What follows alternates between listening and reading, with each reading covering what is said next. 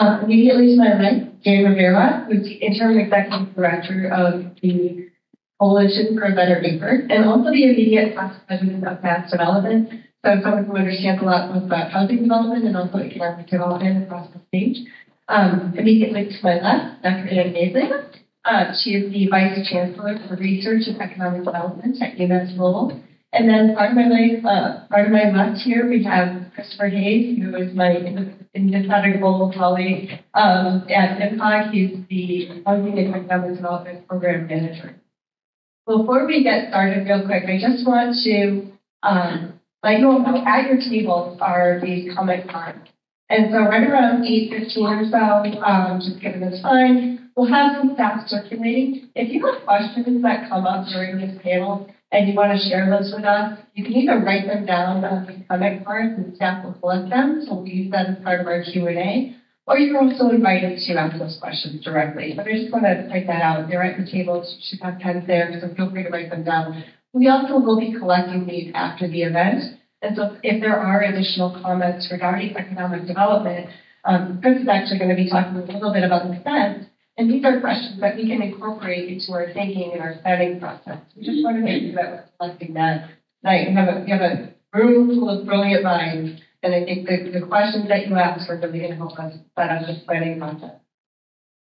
So with that, when we think about economic development across the region, the first thing that comes to mind is a very exciting project that is being spearheaded by UMass Lowell. And so to kind of set the context for this discussion, which isn't just about LINC, but it is about LINC and the impact on the region, I just wanted to invite Ann to share a bit of an overview to kind of put this all in context.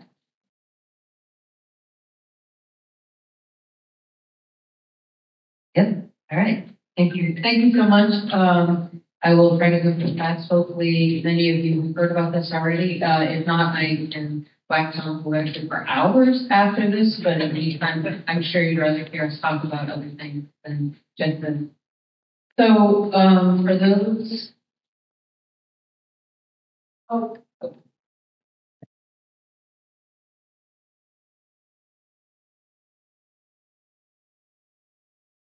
Okay. So LINC is it's a region, it's an area, it's development, economic growth catalyst. But basically, it's 10 acres to start on the east campus of the UMass Lowell campus. So hopefully, if you can get a general sense here of where the commuter rail is in Lowell, all the way up to the Tonga Center, LINC is the beginning parts are here in this yellow, and that's area on campus, on our east campus part, that's really currently undeveloped parking lot. And so Julie Chen, our Chancellor, had this wonderful vision, and it's really been a long time, but Julie was really catalyzed this. How do we take those parking lots and do something with them to help continue sparking economic growth? And so we put out an RFP a couple of years ago, and this is a public-private partnership, which means we own the land and we put in the value of the land in a long-term lease, and the private developer then develops that land in partnership with us, but really they own the land. And they own the buildings, and they own the development. You can see that it really is 10 acres and about 1 million square feet of development. There. When we look at what they're doing, they're developing 2 university industry co-location buildings. And so these are really buildings where we have companies that come into the buildings, university has space in that building, we co-locate them in particular spaces, or we co-locate lab by lab. The intent here, honestly, is to bring those companies to Lowell, really for us, because about 42% of our students are first-generation students. More than 50% of our freshman class are students of color. A lot of our students don't have the opportunity to leave Lowell and go to Boston to do an internship. And so the intent is how do we get our students these good paid internships? How do we get them jobs? How do we get them activities? When they're working 2.5 jobs, they're going to get through school. So bringing those companies into Lowell and on campus really gives them the opportunity to be able to have those advantages to be in those companies. So that really is the main impetus for us as an academic institution, because that is our fundamental mission, is to both educate and also build generational wealth in our students. So that's the intent, really, bottom line. The cool thing about LINC is, in addition to the 600,000 square feet of industry, university, science, tech space, and it really is more of that lasting, not office space. We also have professional housing, so there are almost 500 units of professional housing that will go in with this. And this, by professional housing, I mean sort of right-sized, smaller units where a lot of the social space is communal, and then the unit itself is smaller, which means that it's affordable for the young professional, affordable for maybe the retiree. And so that will be part of this space. And we also have a student residence hall that will become residential. Intermixed in all of that is community things and retail space. And the developer that we're working with, Rexford GMH, has done this in about 20 other places around the country. And the reason we're so excited about them is because they promote small business, local business, community activation, engagement, and we'll talk a little bit more about that later. But the exciting part about this whole thing is it's not just a couple of big, science buildings in the ivory tower, like on the academic campus. That's the part about it I think is so exciting. The Donahue Institute did a study recently and came up with a whole bunch of numbers of what the potential economic development of just this first part of LINC. The intention is that we hope to catalyze with additional excitement and growth in Lowell and in the region. And we already know that that's true because we've already been contacted by a number of developers who are excited to be part of the situation and are looking for other pieces of land in Lowell and beyond. And other companies that are interested in moving in. And so we know that this is already having an effect before we even start to build it. And you can see, I won't read this to you, what the next meeting is. Part of the reason that we're being successful now already in the phase we're in right now is we're essentially signed a $3 agreement. We're now in the master planning for the area. We're doing surveys, et cetera. So we're moving with the intent of breaking ground at least sometime in late 2025 with our first build out of 2026, early 2027 is we expect to have off in the state. Part of the reason that we're being successful already, and we know that there's enthusiasm because we're not waiting for those buildings to be built and starting engaging with the company. So we have many neighbors in the Atlantic building, and UMass Lowell owns a piece of that building, about 90,000 square feet. We basically emptied all of the administrative folks that were in that building out. And we are now moving companies in. So Draper has already moved in, and Draper is bringing 700 new jobs to Lowell as part of this building. With that, we also announced that MassDevelopment is moving into the space. We have space for them that and they will be expanding into the new buildings when they come. We have a number of workforce development programs we've already announced that are part of this that we'll be taking up regularly in Atlantic. And we have an announcement coming on October 23rd. We have another announcement coming in November. And so we're really making progress now with already bringing companies in because we're starting this now with phase 0. And I will tell all of you because I'm not sure many people know yet because it's sort of just happened. But we just are in the process of purchasing another property right here. That's going to be the second part of phase 0 of LINC, and that will be focused on green tech and incubator space. And so very soon we'll also be making an announcement about additional folks that we have already engaged that are just waiting for that space to come. So we're very, very excited.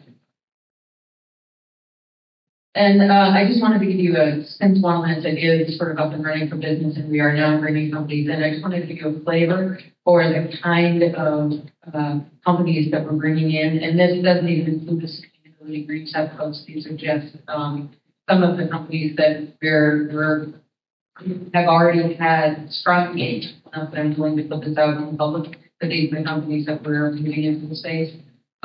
This really reflects a lot of the things that UMass Lowell is strong in, but it also reflects the things that are state priorities and those top tech problems that we're trying to solve. And so you can see that we're really focusing on a lot of that. But it's not just the tech, it's all of the other stuff that wraps around it. So think about the social science and think about the political science and think about the art and all of the digital media things that also have to be part of that. All of that is also part of the vision for LINC and how we're trying to catalyze this before we even have that first shovel. So that is it. Great, thank you so much. I think you just used the word catalytic, and that makes me think. We think about things being catalyzing when we think about economic development, when we think about new spaces. This, to me, LINC represents a significant opportunity, not just for UMass Lowell, but across the region. And I think, so I kind of want to pose a question to Dan here, particularly because you are working with residents, live in the Acre, you're working in housing, but you also have a background in economic development. And so thinking about how can our communities leverage this kind of growth beyond academics to really integrate recreation, social spaces across the Acre site, and maybe even beyond, both into Lowell and maybe even beyond. Well, thank you so much. I mean, I think right off the bat, you got to say you start off with a good set of partners, and the university knows how to do this well. I think the role of the university back in the city has been felt tremendously across the region. And so when you start with that, the Draper is a great part of Draper, private nonprofit organization. So they also have this in their kind of DNA. So having the partnership first, and because all the great organizations in the city, and when I'm talking, you're saying, well, Dan's been there forever. This is like month 3 for me. So I guess I'm the fast one. It was a great appreciation. But that idea that you have these really great organizations within the city, with a great city government to help out, that's a good place to start. If this had no housing in it, that would be problem. People will live here as well. So, the fact that it's not just upscale high-rise, it's actually worker, professional level housing, that's important. Because the mix of housing is incredibly important. All market rate, being busting people out, all affordable, creates, an area of development that is not really easily supported. And so the mix is going to be very important. It's also in their DNA, these two partners, everybody else will be kind of going in that they are going to engage with the schools. But I would say that not only have they engaged in the school the way they've usually done it, against teachers and students going into the schools, professors going into the schools, having those kids out there, I would also say that using the fields and the amenities to support, summer and winter sport camps, getting the kids coming in from the Acre that way. If you look at the first slide that we provided, there's a lot of Acre in that picture. And we're really excited that that's going to happen.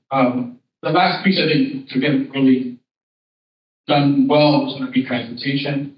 And there's a very large road between a lot of the Greater residents that we support, a lot of the Lowell Housing Authority developments as well. How can we better connect that way? And the number one way is people in the bond bills we passed recently that has put money in the budget for fare-free transportation, and the regional transit authorities all across the state are being subsidized to make that happen. And you're like, well, then, free bus. The reality is it moves workers, it moves people who otherwise can't get to the appointment, and it moves people in a way that communities used to move all the time, but because of the impact of cars, they move less. So in my head growing up, Lawrence, Lowell was always a big place. And what I'm finding is I can walk down on Moody Street from my apartment, from my office, and everything's actually really close to walk to, except going across that street. But knowing that, getting people to get on fare-free bus someplace in the Acre, someplace near City Hall, and being able to get on into LINC, and then vice versa, getting LINC folks to come down to have a cup of coffee, some could be Cambodian food, maybe a beer, so those types of things. It's really important. That's how you get the impact. Thank you so much. And you had mentioned the idea of organizations having economic development in their DNA. And when I think about that, I do think about the Lowell plan and the Lowell financial, Lowell development and financial work. So, Alison, if you have anything to add to that, please do. But I also want to ask you, related to that, what does regional economic prosperity look like, both from the framework of LINC, but also beyond that? Yeah, thank you so much, Emily. I think actually Dan really summarized that first question really well, that there's these physical connectivity opportunities, physical connections, and the sort of non-physical connections, right? So that these collaborations with other partners, and whether they're economic development, social service, the arts and culture. These are things that the university is already heavily engaged in. They sit at the table in our TBI district, which is the Mass Development Transformative Development Initiative in Acre. They're involved and engaged with some of the work that Mosaic Lowell is doing regarding arts and culture, and certainly involved with programs in the city, as well as Lowell Plan and LBC. Your second question about prosperity, I think that having a strong workforce, having opportunities for that upward mobility for residents in the region is critical. I think those are two things that we'll see and hope to see coming out of LINC, but already do exist with the work the university does. But also, improvements in infrastructure, both physical infrastructure, but also human infrastructure, the training, the quality of life and amenities that we hope to see in our city. And I think, though, in terms of long-term prosperity, what I love about the way the university is framing this economic development initiative is thinking about the diversity among industry sectors. Because we all know, especially in this region, what happens when you put all your eggs in one basket. And I think that the work they're doing to engage different types of industry, albeit ones that do have synergy and there's collaboration and partnership opportunities, is really critical. I think that will help ensure the long-term prosperity for this region. Excellent. Thank you so much. To kind of piggybacking off that, I also want to bring Chris in. So, this is LINC is coming about at a time when NMCOG is about to embark on an update to its 5-year set. And so LINC is, I think you talked about partnerships and diversity among types of businesses. Thinking about LINC almost as like a small example of what we think about with a sense. I just want to invite you, Chris, to talk a little bit about what is a sense. What do I even mean when I say the word sense? But also just how can the sense really build off of the work that's happening at LINC and kind of take that as an example of bringing something like that further out into the region so that it's not just local, but it's from Tewksbury to Pepperell. Sure. I like the question, what do you mean by the word sense? Because I often get sense, where do you get that comprehensive economic development strategy? It's CEDS, sense. And it's a 5-year plan that we have to do to stay in compliance with federal guidelines of the Economic Development Administration. But way more importantly than that, we're taking it as an opportunity to do a deep dive into what our regional economy looks like post-COVID, what it looks like currently and what we want it to look like. And we really see it as needing to accomplish 2 really big things. One of those is to set a new vision. Our research kind of, show these businesses. And these are the types of businesses that are our region. They are an industrial mix that would be the envy of almost any other region, Massachusetts or in the United States. And we also have a very high level of educational attainment. We've got Greater Lowell, we've got the community college. We have an incredible ecosystem of partners from Middlesex Community, also Chambers of Commerce. So we've got these incredible strengths. Another thing that we found here at NMCOG is that Lowell is really built its promise as a city of opportunity. And what we mean by that is that we see young folks moving in that have lower incomes, moving in from across the state, moving in from outside of the country. And we see their incomes growing in the city of Lowell, and we often see them settling in the suburbs or often in New Hampshire, but they're certainly nearby. And so it really is fulfilling that promise of a gateway station. And so all of that said, why are we not known across the country for our economic prowess? And that's part of what we want to do, is we want to talk about how we can achieve that potential, coming from a place of strength. What do we want? We want to answer that question. What does economic prosperity look like to us? And then the second piece of it really is figuring out the strategy to get there. And so NMCOG is pursuing economic development district designation. Won't bore you with the details, but that means we get some money from the federal government that we can put towards economic development. And so part of what we want to answer with this 5-year plan is, where is that money best spent? What is that staff time in those programs? What is missing from that mix of partners to reach that potential? And I think Lincoln is the perfect example, because Lincoln's great, it's happening, it's going to have a great positive impact. But we really think this 5-year plan is an opportunity to say, how can we maximize that impact, positive impact? How can we shape it to create the communities that we want to live in? And how can we connect all of those opportunities to people who have faced barriers to that traditionally a lot of the folks Dan is talking about? So hopefully this set can be the connective tissue between not just LINC, but other things that are happening in the region. And so just a quick note on what that will look like. We want to do a listening tour. So take an opportunity now that hopefully we'll talk like every single person in this group to form that vision. And then we'll do a major summit. We'll get this many people times 3 in a room talking about the strategies to make that vision happening. So that'll be what we'll be doing over the next year, and hopefully how that ties into.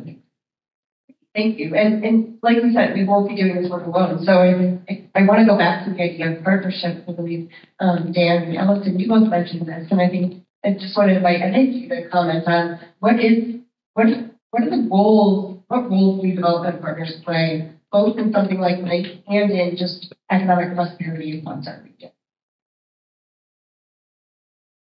Well, I can start if you'd like. I can share a little bit about, so the Lowell plan.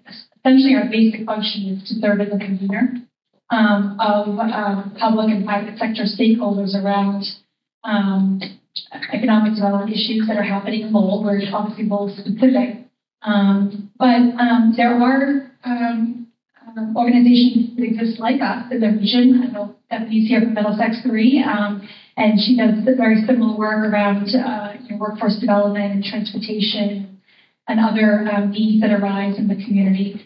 But I think at the core, if other communities or organizations are looking at kind of creating these sort of collaborative experiences, it's really thinking around shared goals or common challenges or opportunities, and developing a sense of dialogue around those issues, engaging diverse stakeholders that represent sort of a cross sector of entities, and maintaining open dialogue and building trust with one another. I think that's really critical. At the Lowell plan, we work with both the business community and the public sector, and we have really frank conversations about things that might be going on that are impacting either the business community, might be something the city is looking at and wants to sort of test ideas without kind of going public. And so creating a space where people can feel comfortable sharing, maybe not always agreeing, but centered around a sort of shared and common goal is critical, and that's maybe a good place to start.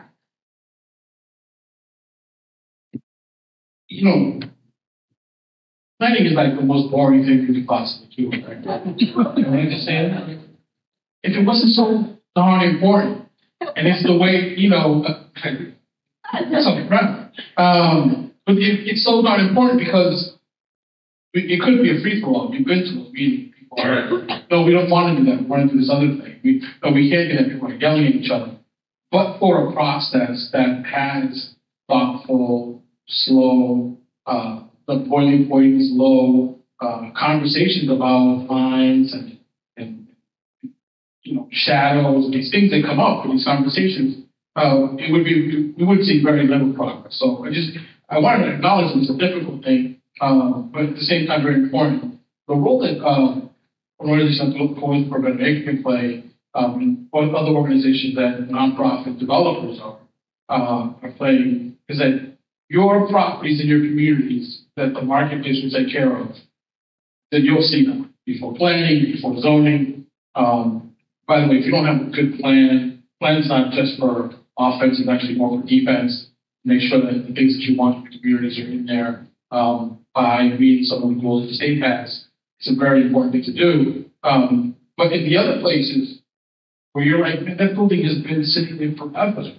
That lot has been sitting there forever. I'm telling you right now, if you get engaged with a nonprofit developer, it's going to be crazy. It's going to cost a lot of money to do.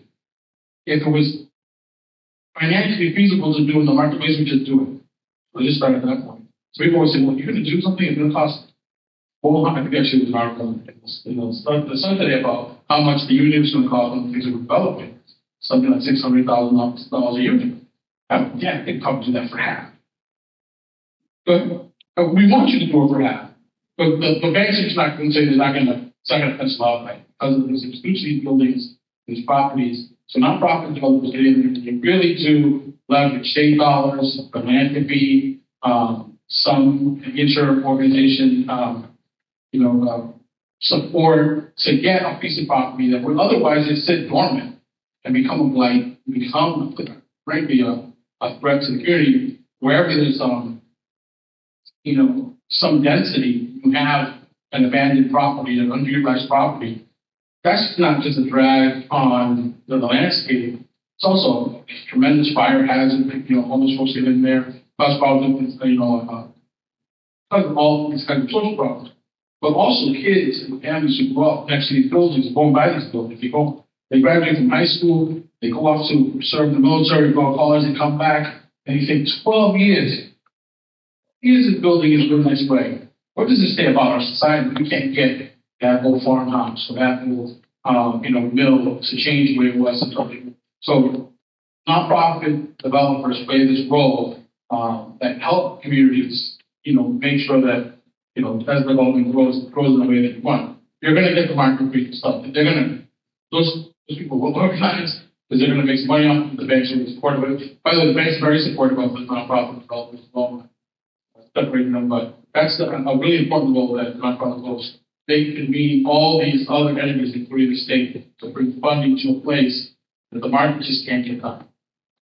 Yeah, and I promise I won't be too offended by the idea that funding is boring. But I do think this is something for all of our communities to take in mind, this idea of being very proactive, trying to seek out those opportunities, both in our municipalities and with our partners across the region. And you had mentioned the idea of a parking lot, or not a parking lot, but a building just kind of staying empty for 12 years. We're talking at UMass Local about things that have been parking lots for a very long time, turning into research and innovation hubs. And I think when we think in Massachusetts about research and innovation, I think a lot of times we think about Kendall Square. But this is bringing this is capitalizing on the work that UMass Lowell already done in research and innovation. How do you see that and LINC and the research and innovation that's happening there? How do you see that playing a role in shaping the region's economy?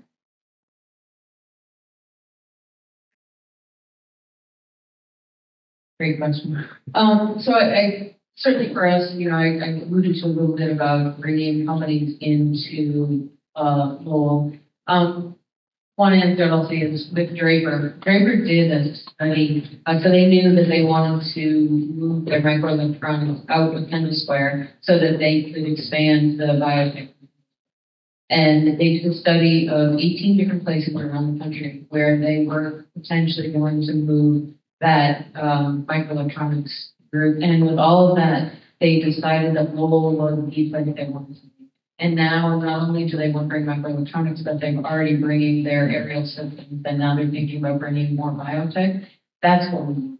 And how do we keep our companies here? How do we attract new companies to come into this area because of the talent, because of the workforce, and because of the other companies in this area? But it's also worth the price of being in the industry. So you still have all the talent, you still have the workforce, you still have the quality of life, you have all of those wonderful things, but you also, actually those quality of life that you have because you're not spending money and you're not putting a traffic to our etc. And I think that sell is really the thing that we're capitalizing on when it comes to what we're trying to do in the region. Great. And this does mean a lot of change, right? So I have to play devil's advocate a little bit and maybe kind of directing this question to Chris, Dan, and Alison. With this kind of growth and new money flowing into the region, there could be a risk of gentrification. I've heard the word engagement talked about a lot here, and I think maybe that's kind of one of the key things. But how do we balance economic growth with the need to prevent displacement of residents, small businesses? How do we support them so that they can take advantage of this kind of growth instead of just sort of watching it happen? I think I'll start with a place where I think folks hear gentrification and they think people of color being displaced by people who are not people. It takes many different forms. If you're a veteran and you live in one of your communities and you're not a person of color, and you come home, the likelihood that you can find a place to buy a home is really low. How about if you want an ancient place? If you let a high-end housing development come up in your community that's just market rate, no affordability into it, no preference for seniors, no preference for veterans, none of those type of preferences. When you get ready to be old and you want to sell your house and go live someplace that maybe isn't Florida, which might be well, you're going to find it hard to move, and that's gentrification too. And we just have to be very careful to make sure that we're using mixed income housing. It's not 100% market rate at the highest level. And it's not also affordability at its lowest level. We've seen the outcomes of both those things. Boston is currently struggling. We're back in the Seaport District. And communities across the Commonwealth have been dealing with all the impact in our towns and communities, in communities. It has to be a mix. Trust me, for kids grow up in all affordable type situations. We want to have, but for the 3 decades across the street, your kids had some, financial stability in their lives. We wouldn't have just been thinking about your kids hanging out and not having any exposure to a different type of living. So mixed income is the number one way. When you're doing them, and by the way, you can just do that by when they're bringing you the plan and say, well, can you put any affordability in this? Can you put any senior housing? Assess the needs. Those things help. Housing by any means, because I think it's important for the total number, but how do you get there? How do you make sure these things don't happen? Take away the character of your community. That person who's been running that shop downtown could be an income, restricted family that is just getting by that store. And the moment the new development comes in, ours of rent, the allure of selling the property, all that stuff can create an environment where people who build the great communities you live in can't live in. That's the way to do it. Is just make sure that we do things. Yeah, and how do we think about that? Also from the business perspective. Yeah, thank you. I love this question because it's something actually we've been thinking a lot about in light of knowing about the lake development. The Lowell Plan is a core partner in the TDI district, the Transformative Development Initiative. Which is a mass development designation on the Upper Merrimack and Upper Market Street corridors in Lowell. So if you're familiar with the city, it connects basically where City Hall is up to University Crossing at the UMass Lowell campus. And there's some amazing restaurants and particularly around food hubs and retailers there that have been there for a long time. They're really established businesses. They do really well, and they're really unique. You can travel the world sampling different foods just in those two corridors. And so knowing that this new development is happening, we spent a lot of time thinking about how do we ensure that those businesses can still afford to stay there and operate and keep that unique quality that we really love. And so part of the partnership, the work we've been doing, and this is with UMass at the table and a number of lending institutions, the Coalition for Better Acre and the city, as well as ourselves, is providing assistance to those businesses, helping them to enhance kind of their own sort of business acumen in the spaces they're in, providing them grants and loans to do some renovations and expansion. But we're also working with some of them that are looking to acquire their own space so that they can they have a little more say over some of their future and give them opportunities to really grow and stay within that neighborhood. And then we've also done a lot of work around supporting them in developing right now sort of an informal business association. Many of these business owners are talking for the first time with one another. While they've been there for a long time, there really wasn't a lot of engagement among the business owners. And so between the city and the partnership, there's been a lot of effort in getting them together to meet regularly, talk about what are some of their needs, letting them find that they have the same needs, and identifying some ways that they can work collaboratively. But that also strengthened their support for one another, and we hope ensure that they can stay there, in the future. And we also know that the university is cognizant of that, and I think is also, while we want that the LINC neighborhood to feel like a neighborhood, which means there's ground floor street activation. It's not meant to like create another downtown, right? So that there will be still the need to find other places to eat and visit and shop. And so we hope that will be the Acre neighborhood nearby. TDI come up a couple of times. Geeta Ramani was actually one of the regional business development people for MassDevelopment here. You can just raise your hand, please. So they do an incredible job. I used to work there, so I wanted to say that she did. The people who the fellow for TDI isn't really a great person to name. But if you have questions about economic development, maybe Neil or some Geeta can help you out. Yeah, it's a great one for TDI. Sorry. So I've worked with a couple fellows in the past. And before we really shift back to economic development too much, I do want to dive quickly into that topic of housing again. Dan, you had mentioned the importance of fixed income housing. I also want to think about housing, not just in Lowell, but also in our neighboring communities. So Chris, we know that, especially through the work at Greater Lowell, we know that housing affordability is a key issue. How can we inspire communities, not just Lowell, but communities across the Northeast region to proactively build more housing for people of all incomes and all types of housing, to really prepare in advance for the employment of the workers that LINC is going to bring in? So first of all, I think we should inspire them should be inspired by coming to the next Greater Lowell Summit, November 7th, Lowell Senior Center. Sign up today. But those strategies that are going to be unveiling, and just real quick, if you haven't heard about it, it's a year-long process. We've been developing some strategies to do just that, build more housing. And not necessarily build more housing, but reach housing goals, which will include building more housing, but it'll include a lot of other things. But we wanted to be more than just a laundry list of best practices. And we feel like big, inspiring strategies are needed and programs. And we also are including a storytelling campaign as part of that, so that folks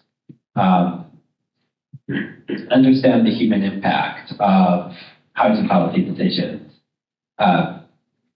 Maybe a really quick side note, kind of on the last element of displacement. when a boarding house gets condemned or kind of lower priced housing gets demolished for economic development. In some cases, if it's taken, there needs to be relocation assistance. But I've definitely talked to people who have fallen through the cracks and lived in one of those things and now live on the street. If you're a family, there's some family programs, although that's getting a little bit complicated. And if you're an individual, your options are really limited if all you can afford is a boarding house or kind of farmhouse situation. And so that sometimes it's not that it's a Lowell only problem, but I think you really need to start thinking of it as a regional challenge because the fact that housing is so expensive is a regional issue. But that's a human story, but we also actually really do need to talk about the financial story. There is a concern among many communities that growth means that it's going to be a negative financial impact to their town finances. Schools are going to be more expensive. It's going to be more expensive to sort of need fire, water, sewer sometimes if the town has sewer. And what we've seen is that the real challenge, the real fear should actually be a lack of growth or decline. Those communities that are not seeing growth are seeing the most difficulty with their finances because of the way taxes are calculated, because the 2.5 to the crop calculated makes more support from the state, et cetera. And I think both stories need to be told in order to begin to needle on creating new housing opportunities. And we are talking about unchecked growth. It really is strategic growth. And using planning as a tool to direct that growth to create the communities that we want. The final piece of fear that people have to overcome is the fear of change. So you see a farm, the farm's been there forever. You don't want the farm to leave. There are places downtown Lowell I don't want to see change. But, if that farm's zoned for large lot, single family, eventually the farm will probably be subdivided and go away. Change is inevitable. So how can we begin to sell planning as an exciting tool to shape that growth into the way that we really want to keep our community. So I think that's part of the inspiration. Great, thank you. And so I think that does that is sort of call to action to all of our communities. I think thinking about if we're going to share in this prosperity across the region, we also need to think about ways that we can increase our housing production, that we can support people in ways. I know that, and it is exciting to see that housing is a key element of LINC. I am going to ask two more quick questions, but I do know if anybody has questions written down on their comment cards, I'm going to ask, we have some staff, we're going to go around and collect those to just kind of hold them up and do a little bit of Q&A. But before we get to that, I think, what I'm hearing about LINC is that it's not just for students and faculty, but it is for everybody. When we think about private institutions, sometimes we think about them as kind of being like walled off places, right? But Anne, could you talk a little bit about how UMass Lowell and maybe Alison too, thinking about how these other institutions can continue to build these soft social connections, inviting people in, having shared spaces in the community and for recreation. Can you talk a little bit about that? Yeah, absolutely. Thank you. So I'll start first by saying that in addition to the workforce, when we think about workforce, we often just immediately go to, it's all the kids that are getting their bachelor's degrees and they're going off to work in these universities. It's actually very different.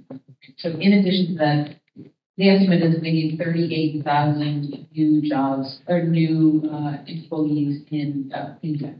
right? So part of what we're doing in LINC is to do workforce development that's independent of the university, other than the university is helping to do sort of the teaching of that. So we have Biodiversity just moved in, which is training programs for those that may or may not have a high school degree. So, and that is the community Lowell. So that is bringing folks from the community and Lowell into this space with the expectation that, okay, you get into that space and this is the space for you, right? And so in addition to just having those opportunities, and those are paid training programs that we're doing. It's not just, you come and do it, get paid, and then we have companies that are doing it and then hire them immediately, right, as that entry level. But we're doing things like community spaces within this. With, I play pickleball every Saturday. I live in Lowell. I play pickleball with people in Lowell, in the LINC area, right? And so simple things like that, just having those spaces and being able to do lots. We have a ton of different options. We have the park in the middle of LINC. We have lots of little things that we do. And that is that model that this Wexford GMH group does, is really how do you activate this space with community space, not just a university space. That's really, that is absolutely our vision, and that's part of the reason why we partner with folks here. Yeah, and I think, so I think sometimes when we're talking about these types of jobs, I think futuristic, windmills, stuff like that, they're talking about tin knockers, HVAC people, tin knockers, they're talking about plumbers, they're talking about electricians, carpenters. It's going to be fancy carpentry. It's going to be fancy plumbing. It's going to be fancy tin knocking because it's all kind of futuristic in that sense. But these are going to be really great jobs. There's just not enough people. Even if they put 550 units of housing in the LINC, and those people, only half of those people work there, there's still not enough jobs to spend the close to $5 billion in housing improvements that the Commonwealth just bonded for something like $6 billion that the federal government is trying to spend in retrofitting homes, in trying to get energy efficiency up and greenhouse gases down. That's a real economy. That's real dollars going out, regardless of who's president or regardless of who's in Congress. These are money that has to happen to meet goals set across administration. And so communities have to put themselves in the best places so that somebody can stand up a plumbing shop to do clean tech and be prepared to do that across the Commonwealth and even into New Hampshire. That stuff is some real industry. There are a couple of jobs in there that are futuristic that I don't know about, but I always tell people, what are you talking about? Tin knockers, talk about HVAC people, plumbers, carpenters, because without that retrofit, and it's the number one way that we can, outside of stopping running our cars, to bring down all that greenhouse gas emissions and energy efficiency is the way to get climate change to stop doing what it's doing. So there's going to be this huge investment in it, and it's not just the stuff that's happening in LINC is going to be an energizer. Clean tech stuff is going to be an amplifier for that. But at the end of the day, people, those jobs are real. Two thoughts. One, not to always bring it back to housing, but I guess that's part of my job. Even to maintain the number of jobs we have, we need more housing. We know that because we have more retirees, we have more smaller families, and so we need more units just to maintain the number of jobs we have. So one of those things to really be able to unlock this economic potential and to maintain the nurses and the firefighters and the teachers and the police that support these populations. We do need more units, but we can think about them in different ways. They don't have to be big houses, they don't have to be giant high-rises.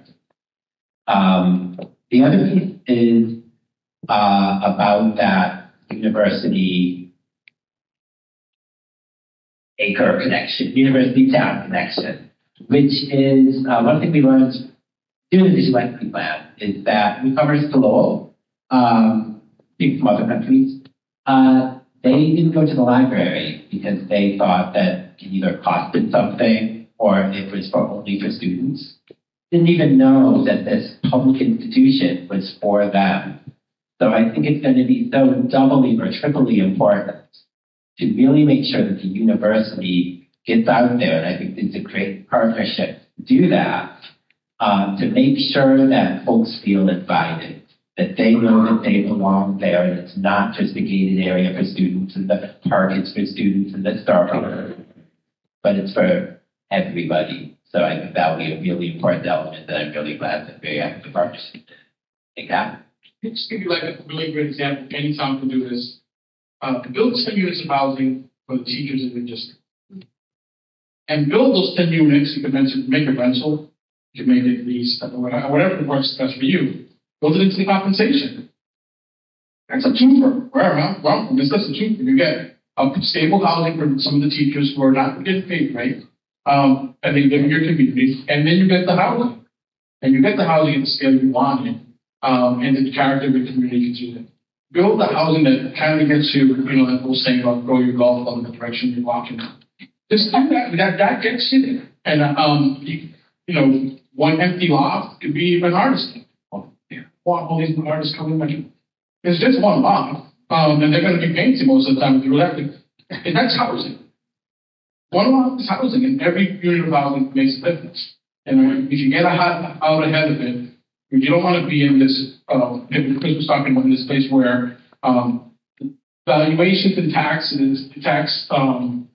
revenues, cross expenses at the point where you feel like you're over a barrel. Now you gotta sell the farm, and you gotta let them do something big, and maybe they'll do the infrastructure, maybe the scale of the infrastructure. But now it's something ugly, and you'll get paid.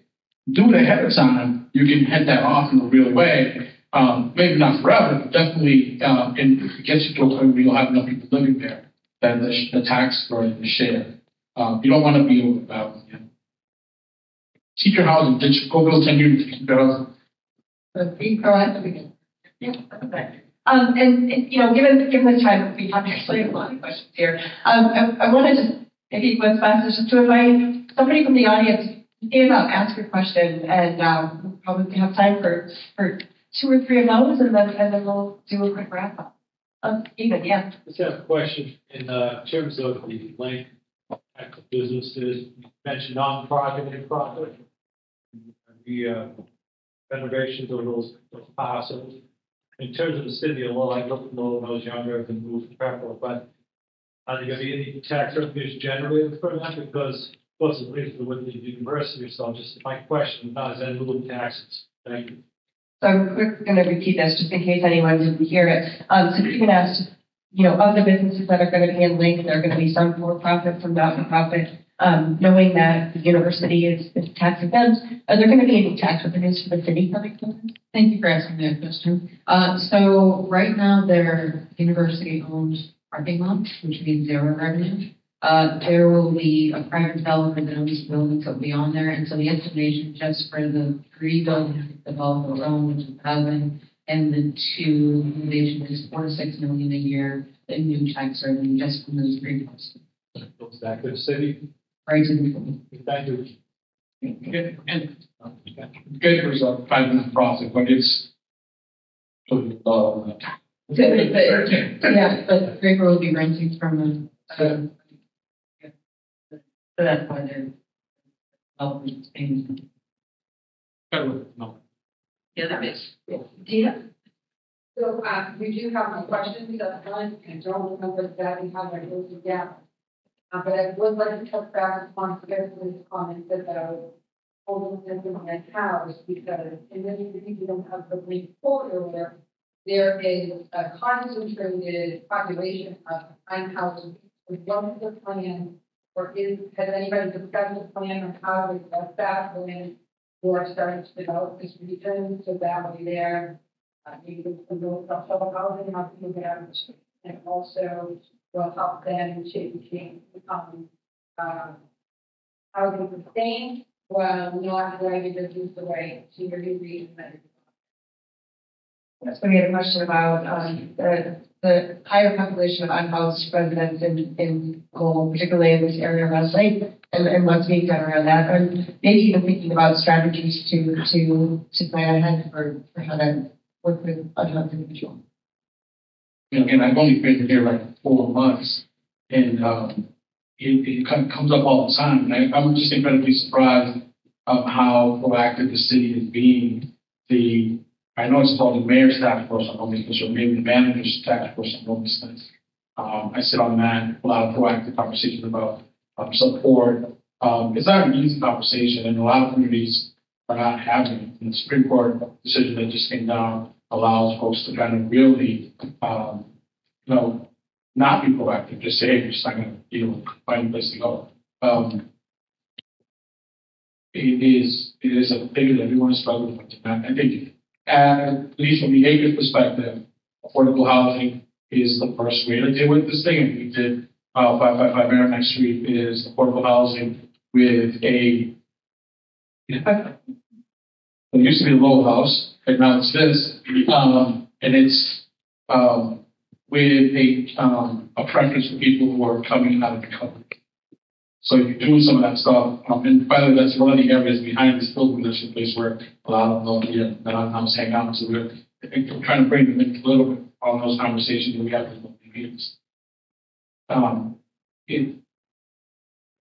It's an unique condition in where we are. It's very fragile, and it's for every base hit, there's 10, 20 strikeouts. So you're just not built to watch that. So we see that we want to stop doing that. We want to stop reporting.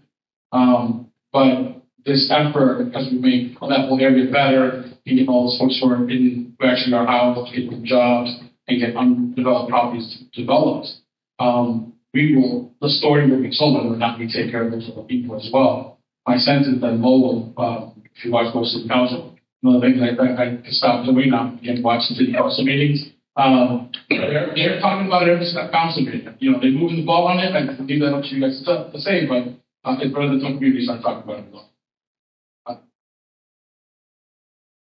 And I do just a follow-up question on that, like on the housing that is being built at Lowell, is how much of it is providing any subsidy or like deeper levels of affordability? For the particular housing that will be part of LINC, most of them are. But what I will say is that a number of those units already have many of the companies that are coming in are looking for those sort of as, so that they can then provide them for some of their remaining affordable. So we're not backing up, but. So in a way, you're increasing the amount of student housing to sort of lessen the pressure on the amount of surrounding area, and also increasing the amount of workforce housing to similarly sort of lessen the pressure. Yeah, and that really is, that's exactly part of the vision, is try to move some of the students out of that more affordable housing that is in the Acre and those areas so that those become available. I think we have time for one more question. Did you begin this? Yeah. Sure. It's not on the planning board in Stratford, not a very diverse community.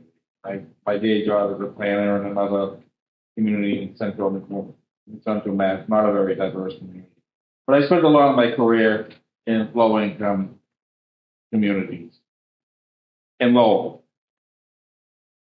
with a youth build program, and I think Dan, you're very familiar with youth. So I'm wondering, that was a very, very, very difficult job. Trying to get these young people motivated. So now you're in a community, you're in Lowell now. You've got this tremendous growth, most of it since I was there. How is that reaching into that vital population? These disaffected, low-income, youth of color, or whatever you may want to call it, this low income. Are they going to benefit from it? How is LINC going to get into the efforts here at LINC and getting into the schools and getting this population that, you have Lowell and then you have Lawrence. How can something like this happen in Lawrence or other communities across the state and around the country? So that's my question. Is this going to benefit that traditional population, or is our graduation, lack of graduation rate and our poverty rate is going to stay the same? My sense is gateway cities are a place where people come into the American society, and we have to work really hard to make sure that the parents that come in at that level can find a job. Mm-hmm. so that they can sustain a family, so that the kids can go to the public schools and start changing the direction of the trajectory of the family, which is why they came to begin with. So you get that going, and I think that's happening. I think the jobs that are coming on the pipeline for these kids who are graduating high school, going to college, or just graduating high school and getting, having this other opportunity that has not been there since the mills were there in the later part of the century. People in the absence of good, high-paying union jobs. Right. I think that piece is happening. Right? And just remember, even before this clean energy job situation, there wasn't a lot, for a kid to go. And so getting them into these job categories is the way to do it. By the way, it's a math problem too. Right. It's just who's left. The population is growing. If you look at the percentages, our communities of our neighborhoods. And so you get those folks that if you own a business, say, because some people work in your business, you can sell a very diverse group of folks, and they come from all over the place. So I think that piece is very important. Get in. The Vice Chancellor will talk about this thing called biodiversity, which is a great program that's being intentional. But part of this goes back to the piece. Are they talking to the kids in the schools about these jobs? And I think they are. And when we talk about STEM and STEAM, the kids aren't taken away from it. Oh, I got to be an astronaut. Well, these are jobs that definitely need people who have the type of skills these kids can have. And you have to, by the way, you have to do it in multilingual. It's a different way of doing it too. And so meeting them where it's at. And that's what we're going to be looking at. We're going to make sure that stuff happens. It's how we do programs at CBA. And just so we know, the turn of the century, the last century, the amount of foreign people that live in the city of Lowell, the number of foreign people that live in the city of Lowell, is the same as it is now. But just different. They came from different foreign places. Some places in Europe, some places in the Middle East, and in Eastern Europe. And now it's just different places, Africa, East Africa, the Caribbean, and stuff like that. And just these places are built to help folks go through that cycle. And organizations like CBA, the plan, the university, making sure that they don't let them. Yeah, this not to ask the real tough question, but again, there is youth build involved. There's youth build involved. I would encourage this group somehow to reach out to that program or other such programs. You have UTech in Lowell. These are the kids that need these jobs. And I guess what I'm hearing is you're going to have undiverse people moving into these communities, taking these jobs. What is the effort to get you've already answered my question, but, making the efforts to get this diverse community, diverse populations into these jobs, into this tremendous opportunity that you've created.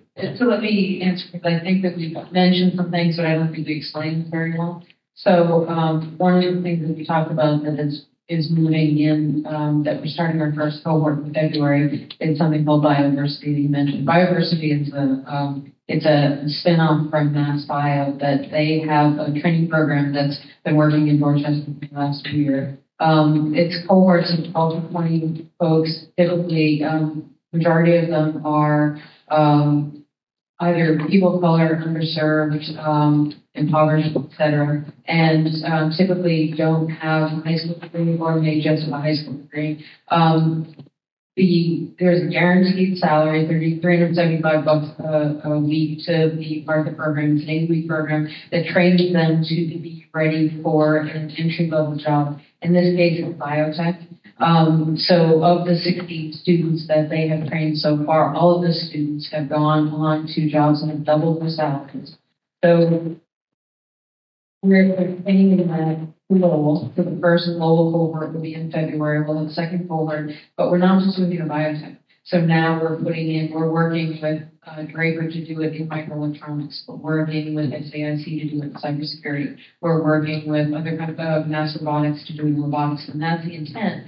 big hunk of farmland that will be specifically workforce development, so we can get those thousands of entry level workers from Lowell. And we're also collaborating with Middlesex and Northern Essex, so that as they work in those jobs and they start developing wealth and they want to move up in there, they can also go get free community college from the state, and so they can continue on with their jobs. So I think for us, having that be a very beginning part of the program is so critical for us, because that's what LINC is really about. It's not about bringing in all of these, rich white people into Lowell. It's really about developing what we have in Lowell, because that's what their company is for. So thank you for your question. We have to do that. We have to do it. It's just the numbers are against them. We don't reach these kids. By the way, your second chance society needs you to become. It's not just young kids of color. It's everyone who's coming out with things that are incarceration. People who are getting inside, addiction. Those things are those people. We have to become a second. The number of people we need to run this economy, run this society, it's just not there. Just if we start ignoring these huge swaths of the workforce.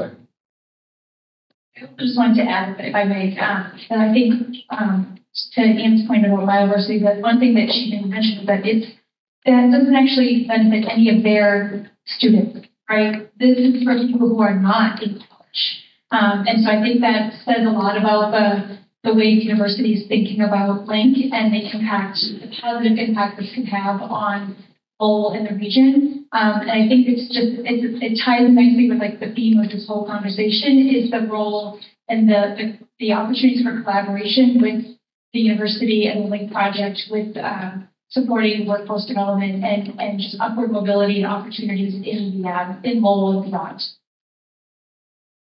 Well, I really want to thank Alison and Chris. Thank you so much for being a part of this tonight. I do want to quick point out on the back of your program, there is a QR code. So if you want to get involved and stay in the loop on everything we're doing with the set that Chris was talking about and the planning that we are doing to think ahead about economic development in the region, please do sign up and get on our mailing list because we do want to involve everybody in this room in our vision for regional prosperity.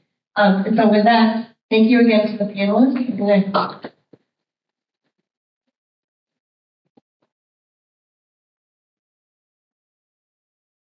I'm going to back to them.